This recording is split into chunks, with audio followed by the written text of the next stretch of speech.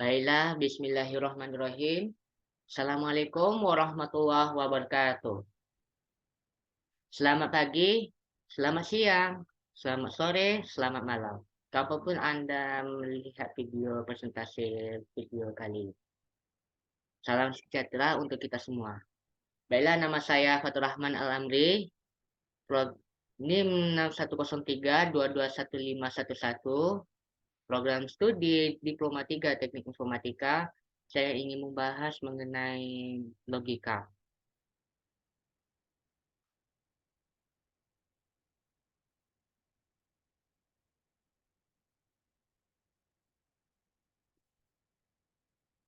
Yang pertama kita akan membahas logika. Apa itu logika? Logika adalah studi penalaran, yaitu berpikir dengan mengembangkan sesuatu berdasarkan akal budi dan bukan dengan perasaan atau pengalaman. Selain itu, logika merupakan suatu sistem yang didasarkan pada proposisi, bertujuan untuk melakukan penalaran matematika yang digunakan untuk mendesain rangkaian elektronik. Jadi sebetulnya logika berfokus pada relasi antar pernyataan atau kalimat. Proposisi merupakan kalimat deklaratif atau sebuah pernyataan yang bisa bernilai benar atau salah, tetapi tidak sekaligus keduanya. Proposisi disimbolkan dengan huruf P, Q, dan sebagainya.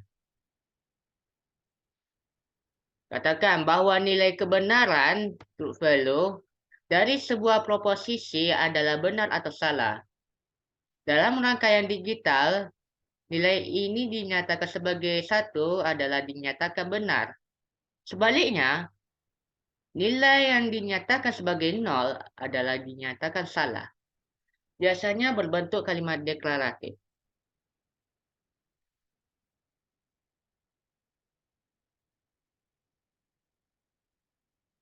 Proposisi ini terdiri dari dua macam kalimat deklaratif, yakni proposisi primitif dan proposisi majemuk.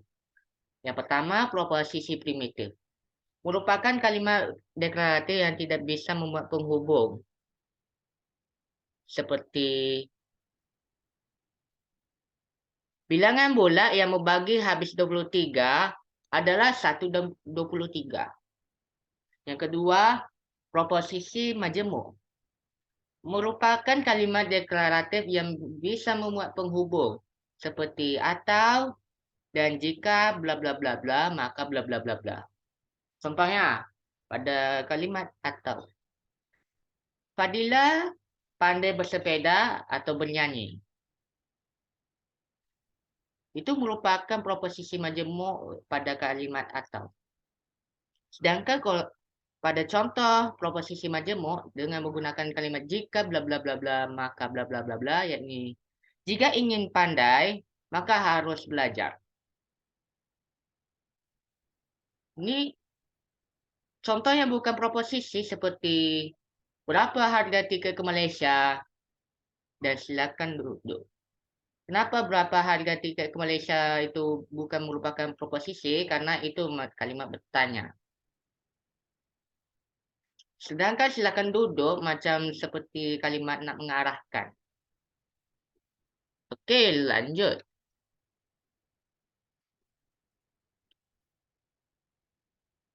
Yang pertama, ini contoh proposisi pernyataan. Contoh pertama, gajah lebih besar daripada kucing. Apakah ini sebuah pernyataan? Iya. Apakah ini sebuah proposisi? Iya. Apakah nilai kebenaran dari proposisi ini? Benar. Contoh kedua, 615 lebih kecil dari 130. Apakah ini sebuah pernyataan? Ya atau tidak? Iya. Apakah ini sebuah proposisi? Ya atau tidak? Iya. Apakah nilai kebenaran dari proposisi ini benar atau salah? Salah. Berikut contoh ketiga, harap untuk tidak makan selama perkuliahan. Apakah ini sebuah pernyataan? Tidak. Apakah ini sebuah proposisi? Tidak. Kenapa? Karena ini adalah sebuah permintaan dan hanya pernyataan yang bisa menjadi proposisi.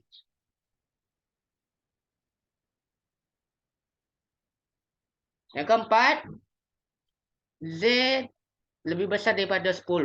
Apakah ini sebuah pernyataan? Iya. Tetapi kenapa sebuah proposisi tidak? Karena nilai kebenaran dari pernyataan tersebut tergantung pada Z, tapi nilai belum tentu. Anggap aja pada contoh keempat itu kita dulukan sebagai fungsi proposisi atau kalimat terbuka. Dan ini contoh lain, contoh kelima, contoh keenam yang contoh 5 ke 6 proposisinya yang lainnya. Kita akan lanjut. Penggabungan proposisi atau saya menyebutkan kata lain formasi. Menggabungkan beberapa proposisi menjadi sebuah proposisi gabungan. Diformasikan dengan melambangkan proposisi sebagai huruf-huruf seperti P, Q, R, S, dan menggunakan operator-operator logika. Jika P dan Q adalah proposisi majemuk, atau dikenal sebagai counter proposition, dengan menggunakan konektif. Contoh, pemuda diketahui pada proposisi berikut. P dianggap sebagai pemuda itu tinggi. Q ini pemuda itu tampan. Dengan catatan, pemuda itu pendek itu sama dengan pemuda itu tidak tinggi. Dan ini coba nyatakan proposisi berikut ke dalam ekspresi logika. Itu ini P dan Q-nya ini berarti pemuda itu tinggi dan tampan. Sedangkan yang kedua P and not Q ini pemuda itu tinggi tapi tidak tampan. Sedangkan yang ketiga not P and not Q ini pemuda itu tidak tinggi maupun tampan dan begitulah seterusnya. Contoh, mencari proposisi berikut ekspresi logika yang lainnya. Baik pada not dalam not P or not Q. Berarti tidak benar bahwa pemuda itu pendek atau tidak tampan. Astagfirullahaladzim. Oke, lanjut. P or Q. And dalam not P and Q itu pemuda dianggap pemuda itu tinggi atau pendek dan tampan. Sedangkan yang pada yang keenam not or not dalam not P and not Q berarti tidak benar bahwa pemuda itu pendek atau maupun tampan. Begitulah contohnya itu penggabungan proposisi. Contoh proposisinya. Oke, operasi logika. Ada beberapa operasi logika berdasarkan tingkat presidensi yakni negasi, konjungsi, disjungsi inklusif, disjungsi eksklusif, implikasi, dan biimplikasi atau bikondisional. Tabel logika, tabel kebenaran atau truth table dapat dipakai untuk menunjukkan bagaimana operator-operator tersebut di atas menggabungkan beberapa proposisi menjadi satu proposisi gabungan. Dengan catatan, untuk mengatasi tingkat presidensi dengan cara memberikan kurung pada proposisi yang ingin didahulukan. Dari 6 tuh ada lebih detail ada penjelasan dari setiap 6 operasi logika. Yang pertama, negasi not. Negasi not disebut juga ingkaran atau penyangkalan. Merupakan pernyataan yang menyangkal apa yang diberikan. Ingkaran pernyataan dapat dibentuk dengan menambah tidak benar bahwa atau juga bisa bahwa bukan bla bla bla bla di depan pernyataan yang diingkar. Katakanlah, kan ada pada tabel ini P bernilai benar, maka P bernilai salah. Sebaliknya, jika P bernilai salah, maka not P-nya bernilai benar. Yang kedua, konjungsi. Konjungsi merupakan pernyataan majemuk dengan kata penghubung dan. Ini akan bernilai jika variabel-variabel bernilai benar. Seperti pada pertama ini, P bernilai benar, Q benar, maka berarti P dan Q-nya benar. Jika salah satu dari dan bernilai salah apabila salah satu dari variabelnya bernilai salah. Seperti P benar, Q-nya salah, berarti P dan Q-nya salah. Begitupun sebaliknya, P salah, Q-nya benar, P dan Q-nya tetap salah juga. Bahkan baik P maupun Q-nya salah, tetap juga P dan Q-nya salah.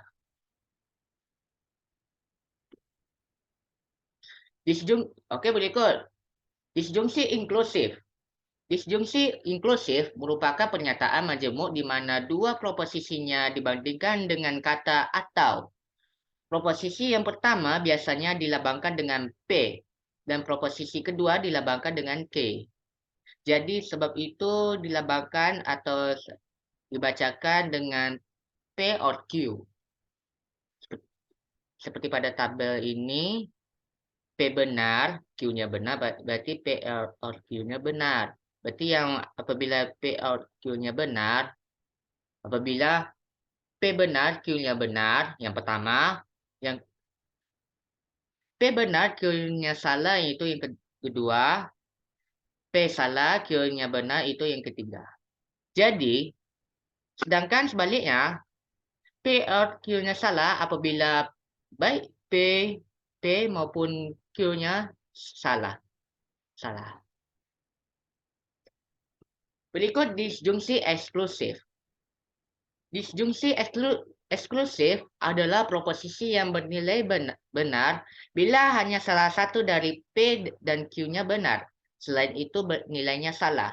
Misalkan P dan Q-nya adalah proposisi eksklusif atau saya sebutkan XOR.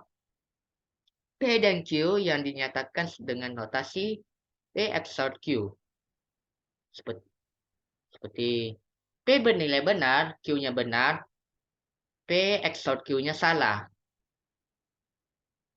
Sedangkan P benar, Q-nya salah, P OR Q-nya benar. Begitu pun sebaliknya, P salah, Q-nya benar, P XOR Q-nya benar. Sedangkan baik P maupun Q-nya salah, P XOR Q-nya salah. Baiklah, akan melanjutkan operasi logika mengenai implikasi. Implikasi merupakan dua pertanyaan P dan Q yang dinyatakan dalam bentuk kalimat jika, maka. Ini dilambangkan dengan P pangkalan Q atau dibacakan dengan jika P maka Q. Proposisi P disebut hipotesis atau dikenal sebagai premis atau kondisi. Dan proposisi Q disebut konklusi atau dikenal sebagai konsekuen. Ini pada tabel ini P benar, Q-nya benar. Jika P maka Q-nya benar. P benar, Q salah. Jika P maka Q-nya salah. Sebaliknya, P salah, Q benar. Jika P maka Q benar. Apalagi P salah, Q salah. Jika P maka Q benar. Implikasi tidak hanya diekspresikan dalam pernyataan standar jika P maka Q, tetapi juga dapat diekspresikan dalam berbagai cara. Di antaranya jika P maka Q, jika Q mengakibatkan Q jika P, apalagi P hanya jika Q. Ada lagi P syarat cukup agar Q syarat perlu bagi P, dan lebih lagi Q bila mana P. Dan ini contoh di setiap berbagai caranya. Dari 8 cara ini ada contoh setiap contoh masing-masing di setiap 8 contoh.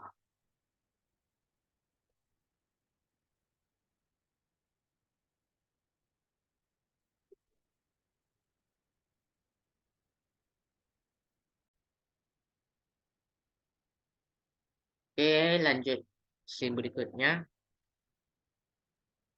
Masih pembahasan implikasi juga. Terdapat bentuk implikasi lain yang berkaitan dengan P dan Q, yaitu proposisi sederhana, yang merupakan varian dari implikasi. Ketiga variasi proposisi bersyarat tersebut adalah converse, inverse, dan kontraposisi dari proposisi berasal dari jika P maka Q. Seperti converse kebalikan, jika P maka Q. Kalau sedangkan inverse, seperti jika bukan P maka bukan Q. Kontraposisinya, jika bukan Q maka bukan Q. Berikut ini tabel dari ketiga varian proposisi bersyarat tersebut. Ini implikasi semacam kayak awal. Jadi yang variasinya tuh ada 3 tuh. Ini lihat ya.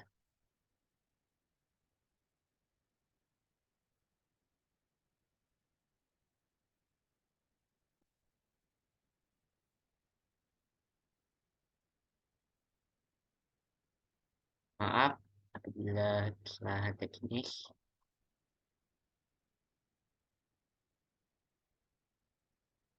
Implikasi ganda atau disebut juga biimplikasi atau bikondisional. Melanjutkan operasi logika. Merupakan pernyataan majemuk yang dinyatakan dalam bentuk kalimat bla bla bla bla jika dan hanya jika bla bla bla. Misalkan P dan Q adalah proposisi majemuk. P jika dan hanya jika Q disebut bikondisional atau dikenal sebagai biimplikasi. Ini dinotasikan atau dilambangkan dengan seperti ini. Atau dibaca dengan P jika dan hanya jika Q. Terdapat sejumlah cara untuk menyatakan bikondisional dalam kata-kata, yaitu yang pertama, P jika dan hanya jika Q. Selain itu, ada juga P adalah syarat perlu dan cukup untuk Q. Berikut, jika P maka Q dan sebaliknya. Yang keempat baru P if Q. Berikut ini tabel kebenaran pada implikasi, yakni P benar, Q benar, P jika dan hanya jika Q benar.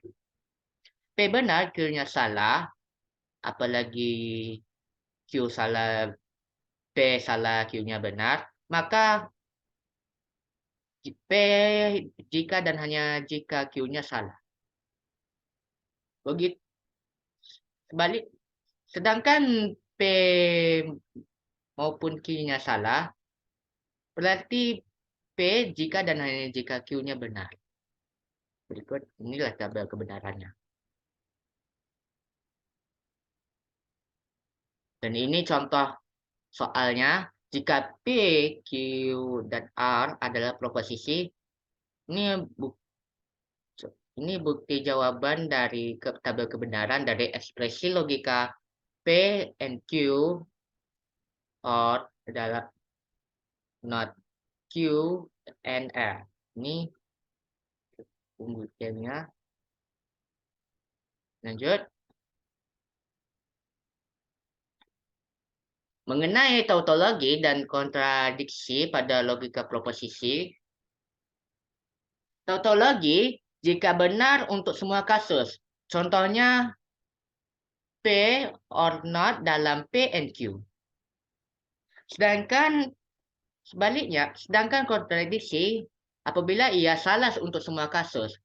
Contohnya P dalam P and Q and not P or Q. Ini mau tahu pembuktiannya ada pada tabel. Pada tabel tebal nih, kolom tebal. Dari dua buah proposisi majemuk P dalam kurung P kecil, Q kecil, sampai seterusnya. Dan Q, P, Q, hingga seterusnya disebut ekuivalen secara logika. Dilambangkan dengan jika P dalam P, Q, hingga seterusnya, maka jika dan hanya jika, P dalam P, Q, sampai seterusnya, jika dan hanya jika Q dalam P, Q, dan seterusnya. Jika keduanya mempunyai tabel kebenaran yang identik. Itulah definisi tautologi dan kontradiksi. Lanjut pada hukum-hukum logika proposisi. Proposisi dalam kerangka hubungan ekivalensi logika memenuhi sifat-sifat yang dinyatakan dalam sejumlah hukum berikut. Ada beberapa hukum tersebut mirip dengan hukum aljabar pada sistem bilangan real. Misalnya A dalam B tambah C sama dengan AB tambah BC.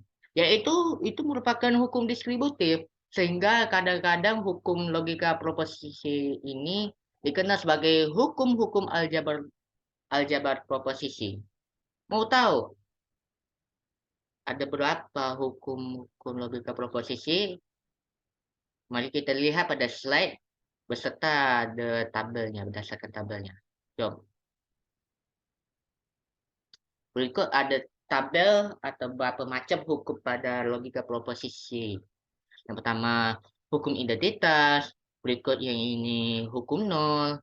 Ini hukum negasi, hukum idempoten, hukum involusi atau disebut juga hukum negasi ganda. Yang ini pula hukum penyerapan atau disebut juga hukum absorpsi. Yang ini hukum komutatif. Ini hukum asosiatif yang ke-9, hukum distributif, yang ini pula hukum De Morgan.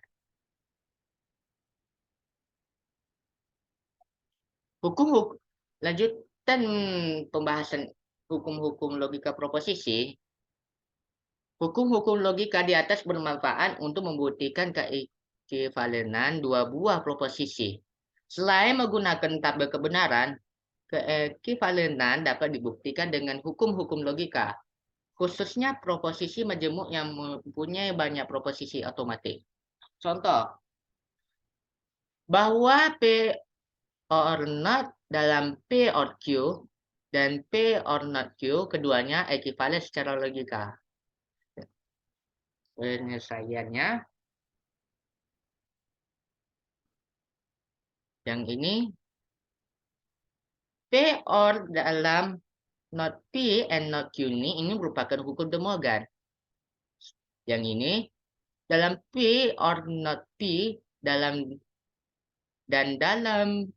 P or not Q itu merupakan hukum distributif. T ini, yang ini T dalam P or not Q merupakan hukum negasi. Berikut ini P or not Q ini hukum identitas. Jadi terbukti bahwa P or not dalam P or Q ekivalen secara logika dengan P or not Q. Itulah hukum-hukum logika proposisi. Berikut operasi logika dalam komputer. Bahasa pemrograman biasanya menyediakan tipe data boolean untuk data yang bertipe logika. Misalnya tipe boolean dalam bahasa Pascal, logika dalam bahasa Fortran, dan sebagainya. Tipe data boolean hanya mempunyai dua buah konstanta saja, yakni true dan false. Pengubah yang bertipe boolean disebut pengubah boolean atau dikenal sebagai aka boolean variable. Nilai pengubah tersebut hanya true atau false. Misalkan X1, X2, X3 adalah pengubah boolean dalam bahasa Pascal. Berikut ini valid beserta penyelesaian ekspresi logika yang ini merupakan X1 dan X2. Sedangkan yang pada bawahnya merupakan X1 or not, X2, and X3. Itulah operasi pada logika komputer. Lanjut akan membahas mengenai inferensi atau aka inference. Inferensi merupakan suatu proses untuk menghasilkan informasi dari fakta yang diketahui. Inferensi adalah konklusi logis atau implikasi berdasarkan informasi yang tersedia. Misalkan, Diberikan beberapa proposisi, kita dapat menarik kesimpulan baru. Dari deret proposisi disebut inferensi, aka inference. Terdapat sejumlah kaidah inferensi, beberapa di antaranya adalah sebagai berikut. Pertama, modus ponens, aka law of detachment. Yang kedua, modus tollens. Yang ketiga, silogisme hipotesis. Yang keempat, silogisme disjungtif. Yang kelima, simplifikasi atau dikenal sebagai eliminasi konjungsi. Yang keenam, penjumlahan. Yang ketujuh, konjungsi. Yang kedelapan, baru argumen. Dari kedelapan itu, satu persatu akan menjelaskan mengenai kaidah inferensi logika. Yang pertama, modus ponens atau dikenal sebagai AKA law of detachment. Kaidah ini didasarkan pada tautologi jika hipotesis P and dalam P tautologi ini, yang dalam hal ini P dan P, jika P maka Q adalah hipotesis, sedangkan Q adalah konklusi. Kaidah modus ponens dapat ditulis dengan cara jika P maka Q itu merupakan hipotesis pertama, sedangkan P itu merupakan hipotesis kedua. Jadi Q ini merupakan konklusi. Lanjut, modus tollens. Kaidah ini didasarkan daripada tautologi. Kayak tautologi yang ini. Kaidah ini ditulis dengan cara P, jika P maka Q itu merupakan hipotesis pertama. Contohkan, jika N bilangan ganjil, maka N kuadrat adalah bilangan ganjil. Berikut, not Q ini merupakan hipotesis kedua. Contoh, N kuadrat bukan bilangan ganjil. Berikut yang ini, jadi not P itu merupakan konklusi.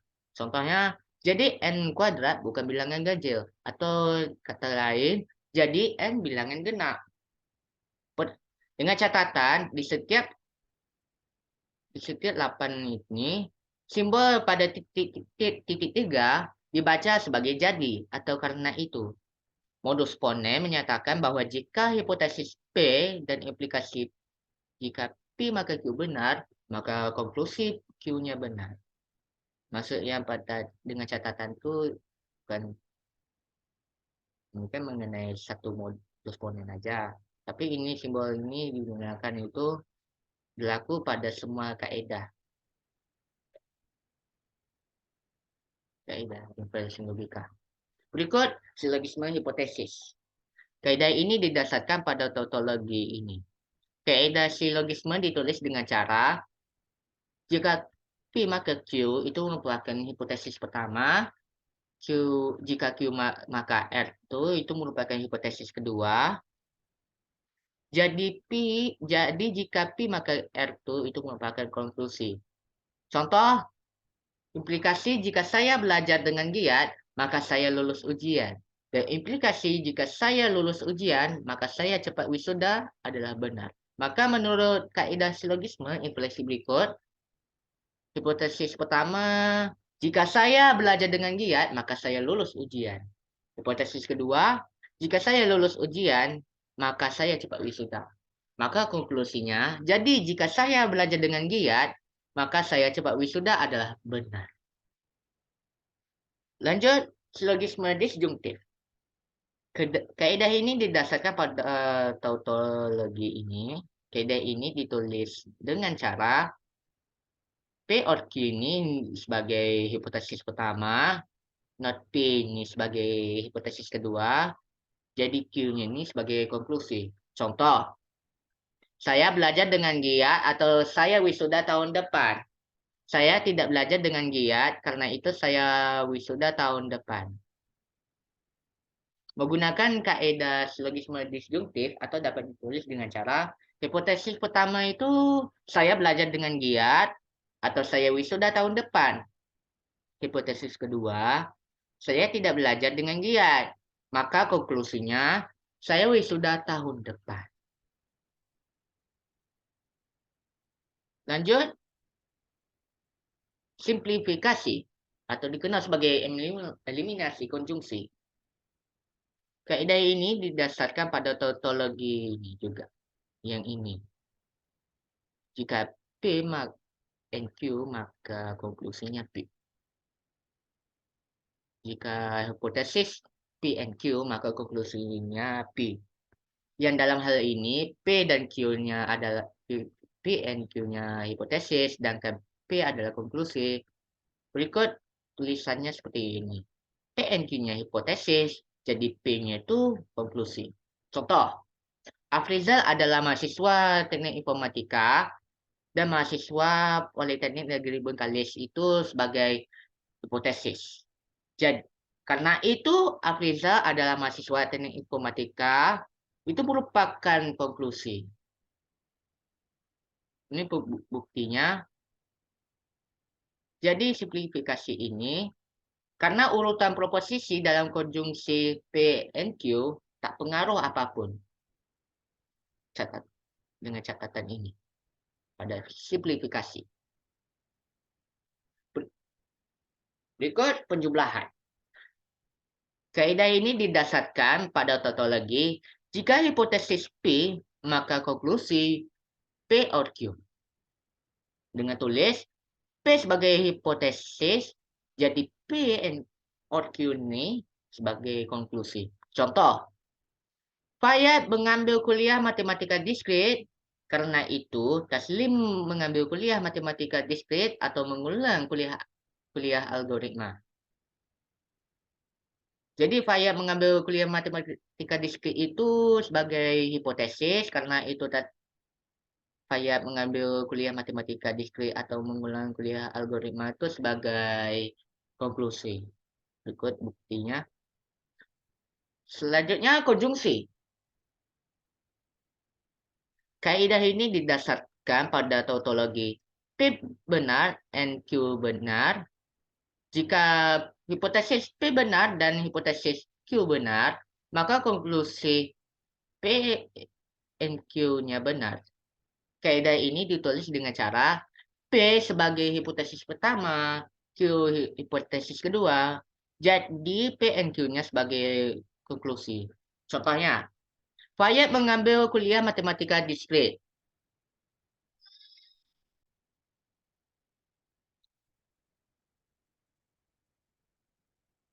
Lanjut. Sekali lagi, Fayat mengambil kuliah matematika diskrit itu sebagai hipotesis pertama. Jadi yang kedua, jadi hipotesis kedua itu yakni Fayat mengulang kuliah algoritma. Berarti konklusinya, jadi Fayat mengambil matematika diskrit dan mengulang kuliah algoritma. Berikut ini penulisan kaidah konjungsi. Yang kedelapan, argumen. Adalah suatu daerah yang ditulis sebagai P1 ini merupakan hipotesis pertama, P2 itu merupakan hipotesis kedua, sampai seterusnya Pn itu merupakan hipotesis N, maksudnya N itu terserah sampai berapa angkanya tuh. Berarti jadi Q-nya itu merupakan konklusi. Yang dalam hal ini, P1, P2, sampai seterusnya, Pn disebut hipotesis atau dikenal sebagai premis. Dan Q disebut konklusi. Konklusi. Argumen ada yang sahih atau disebut juga valid. Dengan catatan bahwa kata valid tak sama makna dengan benar atau dikenal sebagai true. Kenapa tak sama? Kenapa tak sama validnya tidak sama makna dengan benar? Berikut penjelasannya. Sebuah argumen dikatakan valid atau sahih jika konklusi benar, bila mana semua hipotesisnya benar. Sebaliknya, argumen yang dikatakan palsu itu merupakan semacam bila mana semua hipotesisnya salah, atau disebut juga fallacy atau invalid, atau kata lain invalid itu tidak valid. bukan valid. Jika argumen sahih, maka kadang-kadang kita mengatakan bahwa secara logika konklusi mengikuti hipotesis atau sama dengan memperlihatkan dengan bahwa implikasi jika hipotesis P1 dan P2 seterusnya dan Pn, maka konklusinya Q adalah benar, yaitu sebuah tautologi. Argumen yang palsu menunjukkan proses penalaran yang tidak benar. Contoh, perhatikan bahwa argumen berikut adalah sahih. Jika air laut surut setelah gempa di laut, maka tsunami datang. Air laut surut setelah gempa di laut karena itu tsunami datang. Jadi, jika air laut surut setelah gempa di laut, maka tsunami datang itu dianggap sebagai P1 atau sebagai hipotesis pertama. Air laut surut setelah gempa di laut itu sebagai P2 dan juga sebagai hipotesis kedua. Karena itu tsunami datang itu dianggap sebagai Q-nya, sebagai konklusinya. Karena itu tsunami datang tuh bisa katakan lain, jadi tsunami datang. Nah begitulah dari penjelasan ke-8 dari 8 kaidah inferensi logika. Demikian yang dapat saya sampaikan. Lebih kurang saya mohon maaf. Semoga ini bermanfaat. Mohon maaf jika ada kesalahan baik percakapan maupun teknis presentasinya, slide-nya, baik sengaja maupun tidak sengaja. Saya akhiri. Wabillahi taufiq wal hidayah. Wassalamualaikum warahmatullahi wabarakatuh. Saya ucapkan terima kasih. Thank you. Syukron. Cinshe. Sahamida. Arigato gozaimasu. Terima kasih. Goodbye.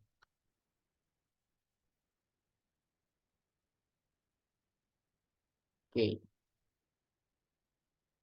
Goodbye. Assalamualaikum warahmatullahi wabarakatuh.